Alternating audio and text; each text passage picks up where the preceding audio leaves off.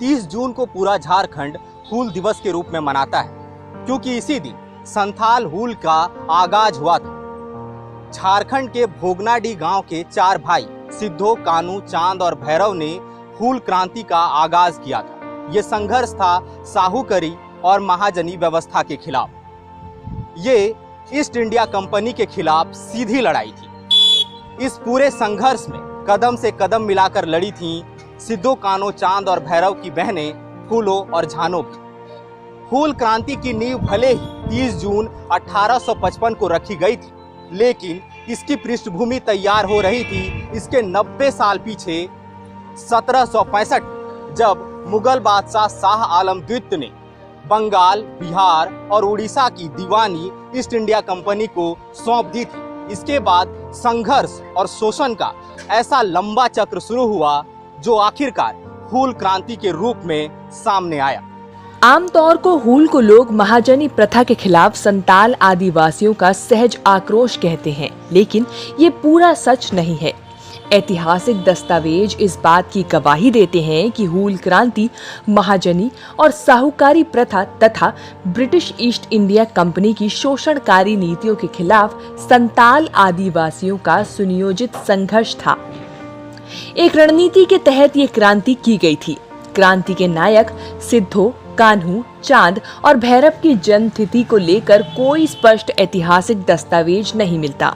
बस इतना पता है कि उनका जन्म मौजूदा बरहेट प्रखंड के भोगनाडीह में हुआ था। भोगनाडीह गांव में यही वो मकान है जहां पर सिद्धू, कानू, चांद और भैरव का जन्म हुआ था। यहीं पर उनकी बहनें फूलो और झानो भी जन्मी। यही वो जगह है जहां पर उनका बचपन बीता। यही वो आंगन है जहां पर सिद्धू, कानू, चांद और भैरव ने कभी अपना बचपन गुजारा। यहीं पर खेले और बड़े हुए। यहीं पर उन्हें क्रांति की प्रेरणा मिली। ये ऐतिहासिक है। ये मकान ना केवल हूल क्रांति की याद दिलाता है, बल्कि ये भी प्रेरणा देता है कि आने वाली पीढ़ियां किस तरह से उनके आंदोलन से प्रेरित होकर स्वाधीनता और स्वाभिमान के लिए संघर्ष कर सकती है और उनके मूल्यों को याद रख के आगे विकास के रास्ते में आगे बढ़ सकती है। इस समय इस गांव में, इस मकान में उस परिवार की, सिद्धो कानू की 8वीं पीढ़ी रहती है और वो लोग गौरवान्वित हैं, इस बात के लिए गर्व करते हैं कि यहाँ पर कभी सिद्धू कानू का बचपन बीता था, कभी क्रांति की प्रेरणा मिली थी, जिसने स्वाधीनता के संघर्ष के लिए हजारों की संख्या में आदिवासियों को प्रेरित किया था। वापस हूल क्रांति पर लौटते हैं। कहा जाता है कि राजमहल की पहाड़ियों की तलहटी में संतालों को बसाया गया। उन्हें जंगल को साफ करके खेती करना सिखाया गया। संताल आदिवासी झूम खेती में पारंगत थे। वे जंगल को साफ करके उस जमीन को खेती लायक बना लेते थे। चावल और मक्के की अच्छी खेती हो रही थी। सब कुछ अच्छा चल रहा था, लेकिन सब कुछ हमेशा के लिए अच्छा नहीं रहा। इस पूरे मामले में अचानक भागलपुर के तत्कालीन कलेक्टर ऑगस्टस क्विसलैंड की एंट्री हुई और फिर सब कुछ बदल गया। सन 1810 में भागलपुर के तत्कालीन कलेक्टर ऑगस्टस क्विसलैंड ने एक अंग्रेज अधिकारी फ्रांसिस बुकानन को राजमहल की पहाड़ियों का सर्वेक्षण करने के लिए भेजा। फ्रांसिस बुकानन ने देखा कि संताल आदिवासियों ने राजमहल की पहाड़ी की तलहटियों में बस्तियां बसा ली। उनके कबीले बन गए। अनाज का भारी मात्रा में उत्पादन हो रहा है। अंग्रेजों को यहाँ एक नई संभावना दिखी। इसकी एक खास वजह थी। थोड़ा पीछे चलते हैं। 1780-90 के दशक में बंगाल में भीषण अकाल पड़ा। लाखों लाख लोग मारे गए। खाद्यान्न की भारी कमी हो गई थी और खाद्यान्न की इस कमी को पूरा करने के लिए संताल आदिवासियों में ईस्ट इंडिया कंपनी को नई संभावना दिखी। इन्हें प्रमोट किया गया। सब कुछ अच्छा चल रहा था। संताल आदिवासियों की अपनी व्यवस्था थी। उनका अपना कबीला था, उनके अपने प्रधान थे, उनका अपना कानून था, अपने मनोरंजन के क्षेत्र थे। उसमें किसी का तब तक हस्तक्षेप नहीं था। सन 1836 में ईस्ट इंडिया कंपनी ने राजमहल की पहाड़ियों के तमाम क्षेत्रों को, या कह लें कि संताल परगना के आज जो 5 जिले हैं, उन्हें दामिने कोह के रूप में चिन्हित कर दिया और इसके बाद उन पर थोपी गई स्थायी बंदोबस्त प्रणाली। स्थायी बंदोबस्त के तहत उन्हें लगान की एक तय दर ईस्ट इंडिया कंपनी के अधिकारियों को चुकानी ही थी। बात केवल लगान की दर तक या आर्थिक व्यवस्था की ही नहीं थी। धीरे धीरे अंग्रेजों ने आदिवासियों की सामाजिक स्थिति पर भी चोट करना शुरू कर दिया। पहले मांझी और परगने उनके आपसी विवाद सुलझा लेते थे, लेकिन उसकी जगह कोर्ट कचहरी आ गई। विवादों को सुलझाने के लिए पुलिस आ गई और फिर शोषण का एक लंबा दौर चला।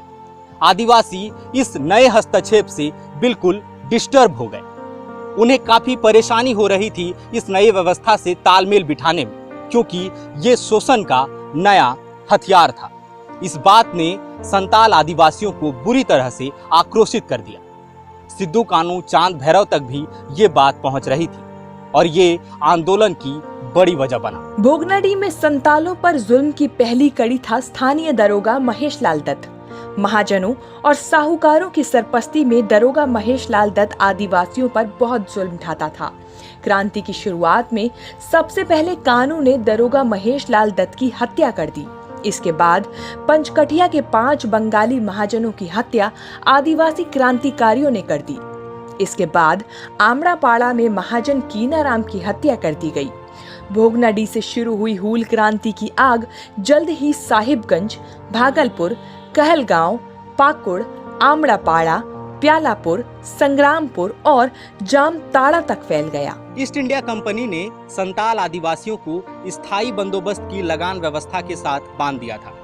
स्थायी बंदोबस्त में फसल की उपज हो या ना हो, एक तय रकम लगान के तौर पर देनी ही पड़ती थी। जिस साल फसल नहीं हुई, उस साल लगान देने के लिए आदिवासियों को महाजनों या साहूकारों से कर्ज लेना पड़ता था। उस कर्ज के बदले महाजन उनसे सादे कागज पर अंगूठा लगवा लेते और उनकी जमीनें हड़प ली जाती। ऋण नहीं चुकाने पर उनकी महिलाओं को उठा लिया जाता, उन्हें मारा पीटा जाता, बेगार करवाई जाती। इन सब बातों ने आदिवासियों में आक्रोश भर दिया था। सिद्धू कान्हू, चांद और भैरव लगातार ये सब देख रहे थे, सुन रहे थे। उनके मन में भी ईस्ट इंडिया कंपनी और महाजनी प्रथा के खिलाफ आक्रोश बढ़ता जा रहा था। ऐसे में दुनिया बाबा नाम के एक शख्स ने सिद्धू को आबुआ राज की संकल्पना के साथ संघर्ष के लिए प्रेरित किया। 30 जून सन 1855 को एक मैदान में भोगनाडीह के पास सिद्धू कान्हू, चांद और भैरव ने आदिवासियों की सभा बुलाई। गांव-गांव डुगडुगी बजवाई गई। कहा जाता है कि तकरीबन 10,000 की संख्या में आदिवासी वहां इकट्ठा हुए। उनके साथ उनके पारंपरिक हथियार, तीर, धनुष, टांगा, फरसा, ये सब कुछ था। सिद्धू कान्हू ने लोगों से कहा कि अब बर्दाश्त की हद पार हो चुकी है। हमें हथियार उठाना होगा, स्वाधीनता के लिए लड़ना होगा, स्वाभिमान के लिए लड़ना होगा, आबुआ राज स्थापित करना होगा। और यहीं से हूल क्रांति की नींव डाली गई, जो अगले 2 से 3 वर्षों तक पूरे संताल परगना में जारी रही। इस आंदोलन ने ईस्ट इंडिया कंपनी की चूल्हें हिला दी। संघर्ष चलता रहा। इस आंदोलन का सबसे ज्यादा व्यापक प्रभाव संताल परगना में था।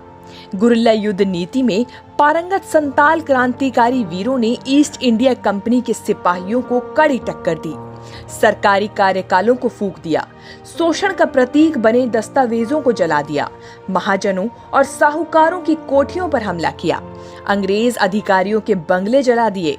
भागलपुर के कलेक्टर ऑगस्टस क्विसलैंड को राजमहल में मौजूद सिंघी दालान में शरण लेनी पड़ी। अंग्रेजों को इन संताल आदिवासियों ने अपनी रणनीति से काफी परेशान किया और नुकसान पहुंचाया। हूल क्रांतिकारियों की सूचना तंत्र को मजबूत बनाया था आदिवासी महिलाओं ने। आदिवासी महिलाएं क्रांतिकारियों को हथियार और रसद की आपूर्ति करती थी, अहम सूचनाएं मुहैया करवाती थी। इस दल का नेतृत्व कर रही थी हूल क्रांति के नायक सिद्धू कान्हू की बहनें फूलो और झानो। इस बीच लड़ाई में खुद को कमजोर पड़ता देख अंग्रेजों ने अपनी नीति बदली। महाजनों और साहूकारों के लठैतों को आंदोलनकारियों की खुफिया सूचना हासिल करने का जिम्मा सौंपा। रणनीति ऐसी बनाई कि आंदोलनकारियों को जंगली और पहाड़ियों का इलाका छोड़कर मैदानी इलाकों में आना पड़ा। अब सीधी लड़ाई होने लगी। पाकुड़ में कैप्टन मार्टिलो ने एक टावर का निर्माण करवाया। इसमें कई सारे सुराख बनाए गए। ईस्ट इंडिया कंपनी के सिपाही इसके पीछे छुपकर आंदोलनकारियों पर गोलियों की बौछार करने लगे। अंग्रेजों की तोप और अत्याधुनिक बंदूकों के आगे आंदोलनकारियों के तीर धनुष, फरसा, टांगी, दराती जैसे हथियार कमजोर पड़ने लगे। सैकड़ों की संख्या में संताल वीर मारे जाने लगे, लेकिन वो लड़ते रहे स्वाभिमान और अबुआ राज के लिए।